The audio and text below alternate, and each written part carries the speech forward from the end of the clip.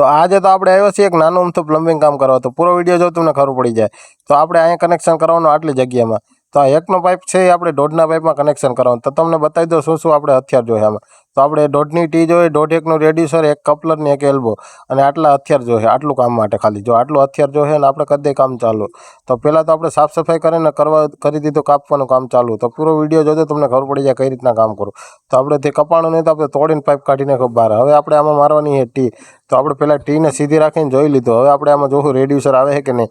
તો આપણે રેડ્યુસર મારીને જોયું તો આપણું રેડ્યુસર આવતું નહોતું. એટલા માટે આપણે સીધો એલ્બો મારવો પડશે. તો એલ્બો મારવામાં થોડુંક પ્રોબ્લેમ થતી હતી કે એલ્બો બહાર દેખાતો હતો પ્લાસ્ટરની. તો આપણે થોડુંક રેડ્યુસર કાપવું પડશે. તો રેડ્યુસર આપણે કાપી અને હવે આપણે કરવા મળશું ફિટ. તો આ રીતના આપણે કંઈક રેડ્યુસર કાપી નાખ્યું, એક ઇંચ રેડ્યુસર કાપીને જોયું તો આપણે પ્લાસ્ટરમાં કવરમાં આવી જતું હતું મિત્રો. તો ફાઇનલી હવે આપણું પ્લમ્બિંગ કામ થઈ જાય પૂરું. તો મિત્રો સીધું રાખીને આપણે કરી નાખ્યું ફાઇનલી પૂરું. તો આ રીતના કંઈક પ્લમ્બિંગ કામ કર્યું હોય, તમને કેવું લાગ્યું કમેન્ટ કરીને જણાવજો. અને મિત્રો આવું જ કામ જોવા માટે મને ફોલો કરો અને લાઇક કરો. અને આપણું કામ ફાઇનલી પૂરું થઈ ગયું. આપણે હથિયાર લઈને જવાનું હોય બીજી સાઈડ ઉપર. અને આ મિત્રો આટલા કામના આપણે 400 રૂપિયા લીધા. તમને કેવું લાગ્યું બતાવો.